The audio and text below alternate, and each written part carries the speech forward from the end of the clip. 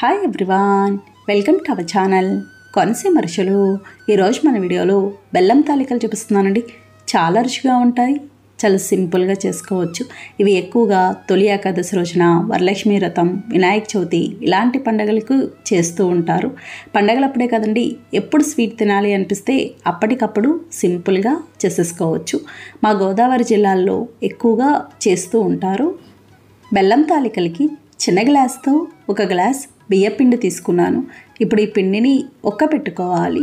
పిండి పెట్టుకోవడానికి stove on చేసి ప్యాన్ పెట్టి ఏ గ్లాస్తో అయితే బియ్యపిండి తీసుకున్నామో అదే గ్లాస్తో గ్లాసుంపావు నీళ్లు పోసుకోవాలి. కరెక్ట్గా సరిపోతాయి.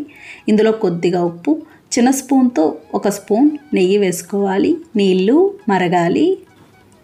ఉప్పు వేయడం వల్ల తాలికలు తినేటప్పుడు చప్పగా లేకుండా ఉంటాయి. చూడండి, నీళ్ళు ఇలా మరిగినాయి కదా. ఇప్పుడు లో ఫ్లేమ్లో పెట్టి బియ్యపిండి వేసి కలుపుకోవాలి. ఇదంతా బాగా దగ్గర పడుతుంది.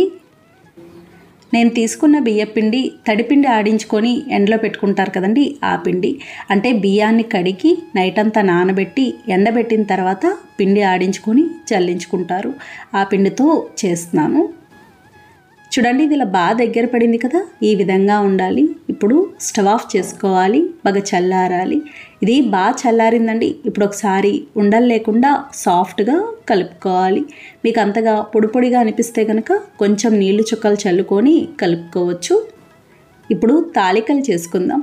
తాలికలు చేసుకోవడానికి మళ్ళీ కొద్దిగా బియ్యపిండి వేసి ఇలా చిన్న చిన్న ముద్దల్లా చేసుకొని ఈ విధంగా తాలికలు చేసుకోవాలి. ఇవి మరీ లావుగా ఉండకూడదు, మరీ సన్నగా ఉండకూడదు, సమానంగా ఉండాలి. ఇదే విధంగా అన్ని తాలికలు చేసుకోవాలి. ఇలా బియ్యపిండి వేసి చేసుకోవడం వల్ల అంటుకోకుండా బాగా వస్తాయి. చూడండి, తాలికలన్నీ ఇలా చేసుకున్నాం కదా. ఇప్పుడు బెల్లం పాకం చూద్దాము. బెల్లం పాకం కోసం స్టవ్ ఆన్ చేసి ప్యాన్ పెట్టి ఒక గ్లాస్ బియ్యపిండికి అదే గ్లాస్తో 1.25 గ్లాసుల బెల్లం వేసుకోవాలి. తీపి కరెక్ట్గా సరిపోతుంది. ఇప్పుడు 2.5 గ్లాసుల వరకు నీళ్లు పోసుకోవాలి. ఈ బెల్లం తాలికలకి పాలు వేయరండి, నీళ్లు వేసి చేస్తారు. అదే పాల తాలికలకైతే అచ్చంగా పాలుతో చేస్తారు. ఇప్పుడు ఇందులో 4 యాలకులు వేసి కలుపుకోవాలి. దీనికి ఎటువంటి పాకం అవసరం ఉండదు. బెల్లం కరిగి ఒకసారి మరిగితే సరిపోతుంది. చూడండి, బెల్లం కరిగి నీళ్లు మరుగుతూ మొదలైనవి కదా. ఈ విధంగా 2-3 నిమిషాల పాటు మరిగించుకోవాలి. ఇలా మరిగిన తర్వాత కొబ్బరి వేసుకోవాలి. ఇప్పుడు ఒకసారి కలిపి ఏ గ్లాస్తో అయితే బియ్యపిండి తీసుకున్నామో అదే గ్లాస్తో 3/4 గ్లాస్ పచ్చి కొబ్బరి తురుము వేసుకోవాలి.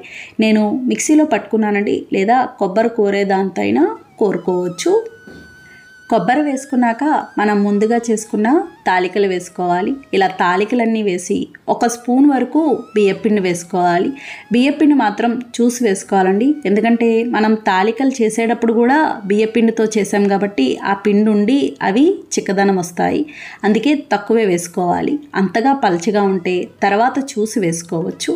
ఇలా ఒక్కసారి కలిపి మూత పెట్టేసి మీడియం ఫ్లేమ్లో చిక్కబడే వరకు ఉడికించుకోవాలి. అస్సలు గరిటతో కలపకూడదండి, ఇవి ముక్కలు ముక్కలుగా విరిగిపోతాయి.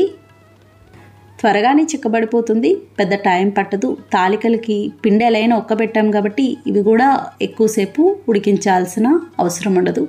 చూడండి, ఇది ఇలా బాగా చిక్కబడింది కదా, ఈ విధంగా ఉండాలి. చల్లారేక ఇంకాస్త చిక్కబడుతుంది కాబట్టి ఇలా ఉన్నప్పుడు స్టవ్ ఆఫ్ చేసుకోవాలి. ఇంతేనండి, బెల్లం తాలికలు తయారైనవి. చాలా చాలా బాగుంటాయి. మరుసటి రోజుకి ఇంకా బాగుంటాయి. కొబ్బరి వేయడం వల్ల ఆ కొబ్బరి తగులుతూ కమ్మగా తియ్యగా చాలా బాగుంటాయి. చూసారు కదా ఫ్రెండ్స్, చాలా సులభంగా తయారు చేసుకున్నాం. నచ్చిందండి వీడియో? మీకు నచ్చితే లైక్ చేయండి, షేర్ చేయండి, కామెంట్ చేయండి. Thank you for watching.